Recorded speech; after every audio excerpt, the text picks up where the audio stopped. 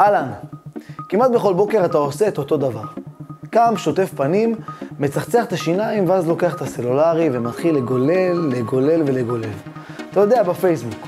ואז אתה רואה אותם, את אותם אנשים שעפים על עצמם, מצלמים את עצמם בסלפי וכמה הם יפים ואין על החיים האלה. ואתה, מה אתה מרגיש?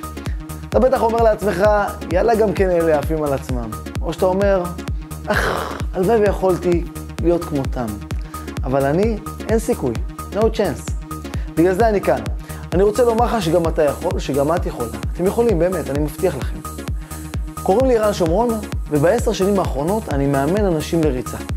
אני רוצה לתת לכם היום 10 כללים מאוד מאוד פשוטים, שאם תעשו אותם, אני מתחייב לכם, אתם תעברו מקורסת הסלון אל מסלול הריצה. למי הכללים מיועדים?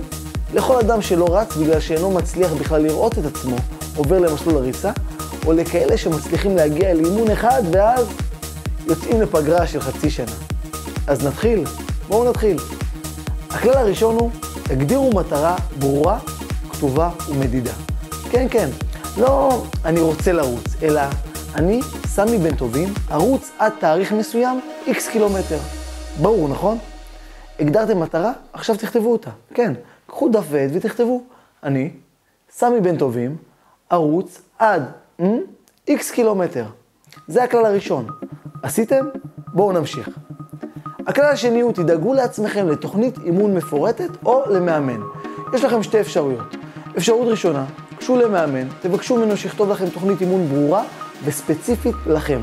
חשוב שיכיר אתכם וידע מה הרקע שלכם, מה היכולות שלכם ומה המטרה שלכם. האפשרות השנייה היא, תצטרפו לקבוצת ריצה. בקיצור, 2 אפשרויות. 1. מאמן שינחה אתכם, ילווה אתכם ויקח אתכם יד ביד אל המטרה שלכם, או שתצטרפו לקבוצת ריצה.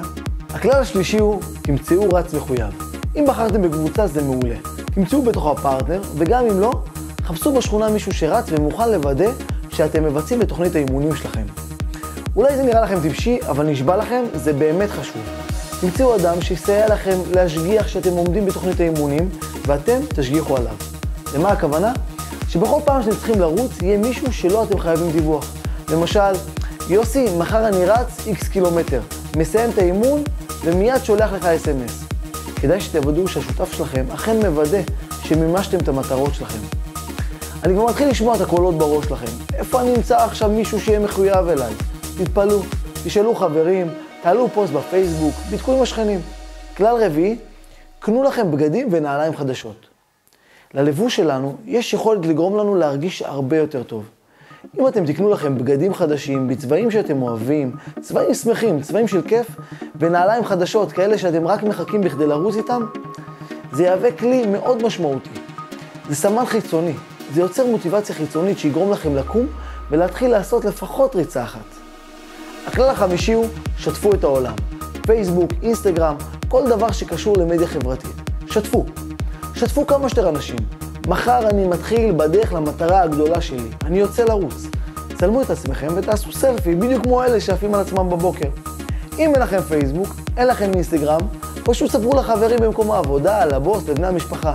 העיקר, שתפו.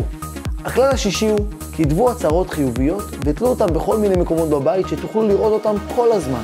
למשל, אני רץ 5 קילומטרים בקלות, או אני רץ בהנאה ומחכה לכל אימון בהתרגשות, או אני רץ עם חבריי הטובים ביותר ומכיר אנשים חדשים בכל יום. תלו אותם על המקרר, על המראה באמבטיה, בסלון, על הדלת של הבית, בכל מקום שתראו זאת מספר פעמים במהלך היום. הדבר הזה ישפיע לכם על התדר בחשיבה ויגרום לכם לרוץ בשמחה רבה יותר.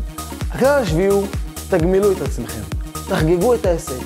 תבטיחו לעצמכם שבכל פעם שתרוצו ותעמדו במטרה, אתם מעניקים לעצמכם תשורה, מתנה על ההישג האדיר. זה יכול להיות סוף שבוע ברומניה, כמו שאני אוהב, או זוג כרטיסים לסרט, פשוט תקנו לעצמכם מתנה ותחגגו את ההישג. הכלל השמיני הוא, בצעו דמיון מודרך, תעצמו את העיניים, יום קבוע, שעה קבועה, ודמיינו את עצמכם יוצאים ורצים, ביום ראשון, ביום שני וביום חמישי למשל. תראו את עצמכם קמים בבוקר, מצחצחים שיניים, נועלים נעלי ספורט, עולים על בגדי ספורט, ויוצאים החוצה אל הרוח הנעימה שנושבת. דמיינו את קצב הרגליים שהולך וגדל וגובר. חזרתיות על ביצוע דמיון מודרך תטמיע את מימוש הפעולה במוחכם. הכלל התשיעי הוא, קבעו לוז מדויק לאימונים שלכם. אחד הגורמים לחוסר ההתמדה זה סדר יום מאוד מאוד עמוס. אל תקבעו לעצמכם יותר מדי אימונים בשלב הראשון. תגדירו לעצמכם 3 אימונים, שבו במוצאי שבת מול האומן, ותבדקו איפה אתם יכולים לדחוף 3 אימונים של 45 דקות עד שעה, שבהם אתם יוצאים ורצים. קחו בחשבון שאתם צריכים זמן להתארגן גם לפני וגם אחרי האימון. הכלל העשירי והאחרון הוא, תקיפו את עצמכם באנשים ובתכנים שיגרמו לכם למוטיבציה. יש היום המון סרטונים ביוטיוב, ספרים, הרצאות, ספרי שמע ועוד, שעוררו בכם מוטיבציה ויגרמו לכם להרגיש טוב עם עצמכם, ויסייעו לכם לקום מהקורסה ולצאת אל מסלול הריצה. תקיפו את עצמכם בתכנים שכאלה, תקיפו את עצמכם באנשים שעושים ספורט. תאמינו לי, אתם פתאום תגלו שאתם רצים ממש בקלות.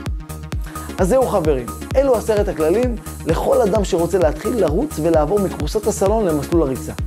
תגדירו מטרה ברורה, מדויקת ומדידה, תדאגו לעצמכם לתוכנית אימון מפורטת או למאמן, ביצעו רץ מחויב, קנו לכם בגדים ונעליים חדשות, שתפו את העולם, כתבו הצהרות חיוביות, תגמילו את עצמכם, בצעו דמיון מודרך, קבעו לוז מדויק לאימונים שלכם, תקיפו את עצמכם באנשים ובתכנים שיגרמו לכם למוטיבציה.